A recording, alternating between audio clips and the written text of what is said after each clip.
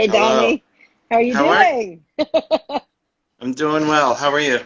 Good. I missed you last week. I know.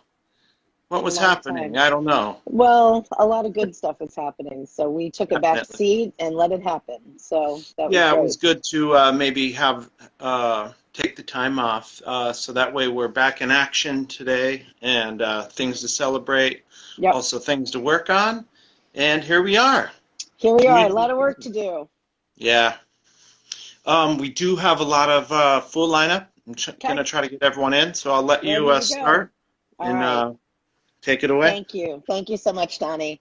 Um, this is a new one that I'm calling Our Lady of Sorrow and Other Cat Stories.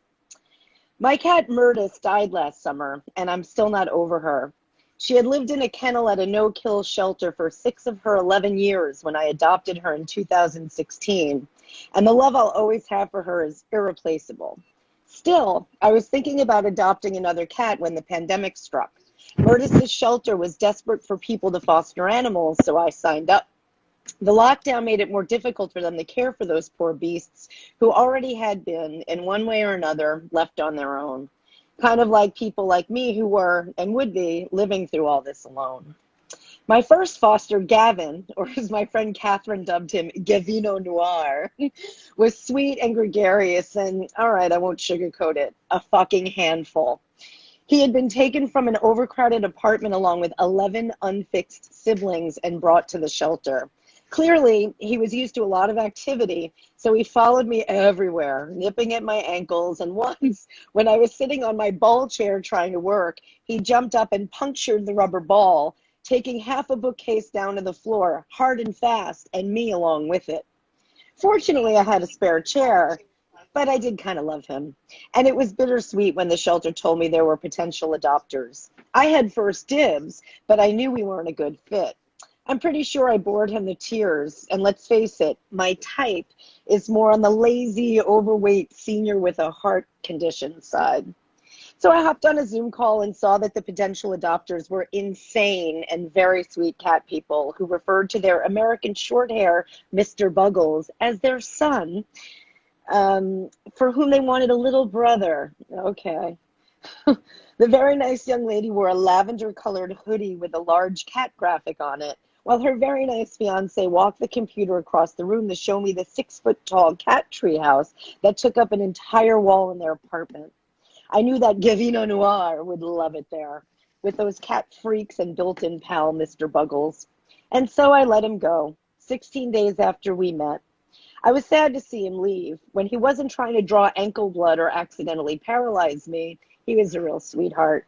But I'm very happy to report from the myriad emails and photos and videos that the very nice couple continue to send me of Gavino Noir and Mr. Buggles being all cozy together that I did the right thing by all of us.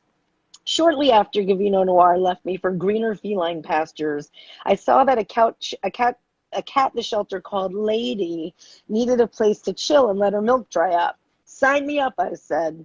Her kittens had just been weaned, and although it wasn't a slight heart condition that ailed her, it was close enough. So the next day I went to pick her up. All they could tell me was that she and her kittens were left in a box outside the shelter and that she was edgy and exhausted and in need of a break. Aren't we all, I thought, and brought her home.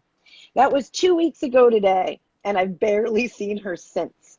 For the first 8 hours or so, she hid in the corner of a closet, and then she went missing altogether. I looked in all of Murtis's and Gavino Noir's usual spots, inside the bags under the kitchen sink, in the cloth recycled paper bin, even in my tennis bag, but she was nowhere to be found. I'm not exaggerating when I say she was MIA for a good 20 minutes before I managed to convince myself there was no way she could have gotten out. She had to be in here somewhere. Eventually, I found her. She had wedged herself between the narrow space between my glass shower door and the cabinet housing the bathroom sink, forming a makeshift feline squeeze machine to help her feel safe. I fell in love with her that very moment. I put her food, water, bed, and litter box in the bathroom and went to bed when all I really wanted to do was hug her and tell her she was going to be okay and that I was a nice lady. Promise. The next morning, her food and water bowls were nearly empty. She'd dropped a very healthy dump in the litter box, and I realized after looking for her all over again that she had retired to a spot under my bed, just below where my head meets my pillows. She's been living there ever since. Whoa, I just lost my spot. Up every day, I put treats beside my bed, and as long as they're not too far away, she'll screw up some courage, stick out her head, and eat them. Then nothing. But every night around 9 or 10, she'll appear by the food and water bowls, which I keep not too far from the bed, but far enough so she has to join me in the room of the living, where she'll take her time to eat, turn around every few seconds to make sure I'm minding my own business. When she's finished, she stretches, uses the litter box, and then runs as fast as she can back to her shelter under my bed, and I don't try to stop her. I don't know this cat. I've barely seen her, but I love her. Even when she's forcing me to be far more patient than I actually am or want to be, especially in this moment when we've all had to be so patient already, and when all I want to do is hug her and prove to her that she's safe with me.